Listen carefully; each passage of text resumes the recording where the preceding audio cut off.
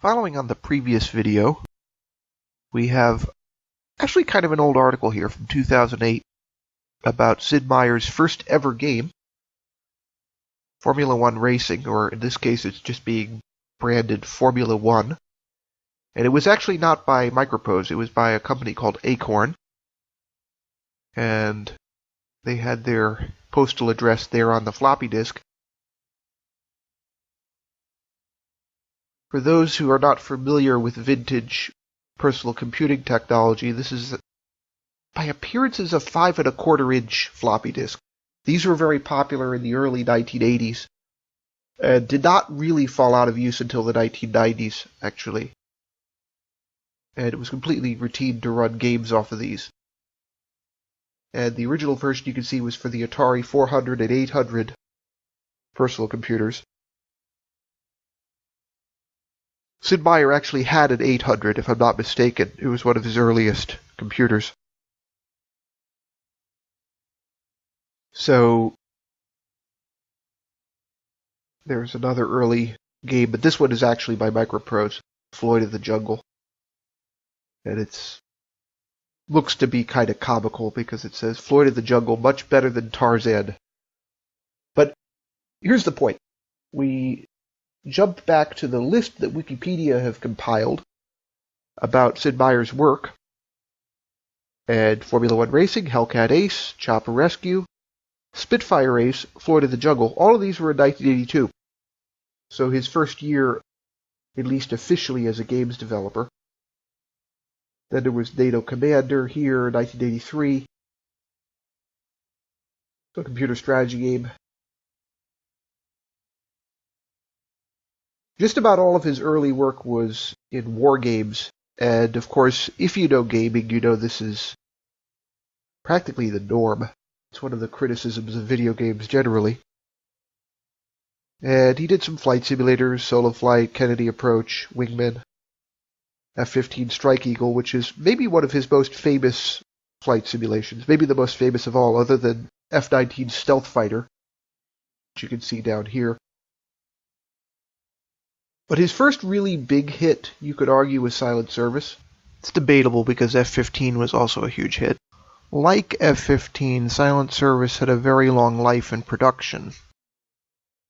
It was introduced originally, you can see there, in 1985. I don't know if January 1st is the accurate date, because it seems like New Year's Day is kind of a strange day to introduce a new game. But it was introduced in 1985 for DOS.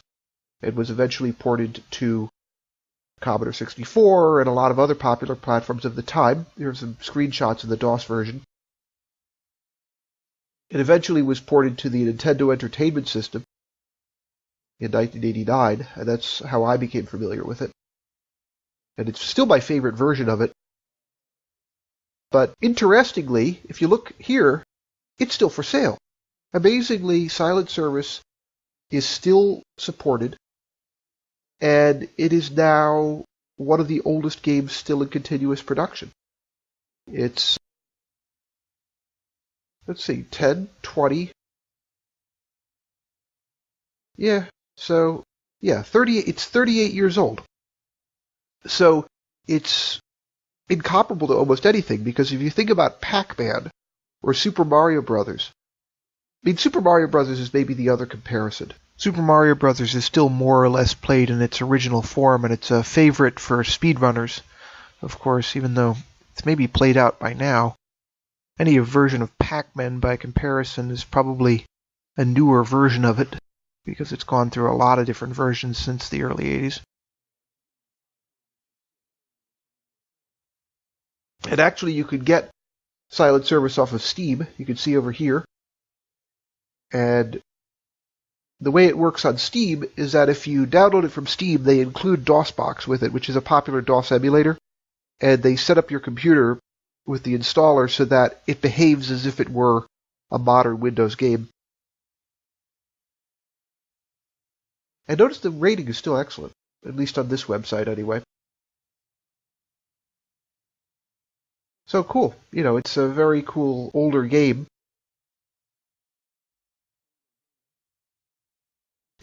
It's a submarine simulator, and of course you could argue that something that old could never really be a simulator, but the priority appears to have been realism. It's not really like a video game with a scoreboard and everything else. I mean, you're actually running various World War II era U.S. Navy submarines with pretty close to their real-life performance specs. The timescale is quadrupled, typically, and that's something I find a little bit irritating, at least in the original version of Silent Service. The Nintendo version's a little bit better in that regard. It's really too fast, but you can slow it down and then it's reasonably realistic. Then they have a lot of generic instrument panels and things.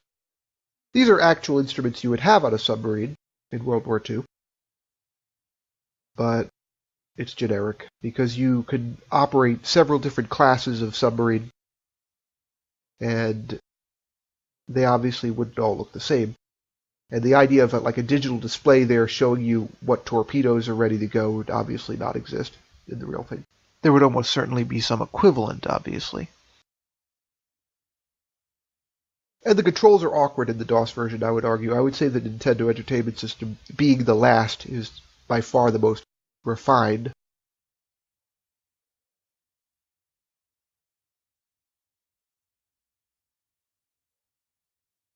Now, the history of it is interesting, too. There's obviously the issue historically with submarines of whether it was appropriate to be attacking merchant shipping, although in World War I and World War II, it was in the context of a war, so it's complicated. And so the ethics, obviously, of producing a war game are evident.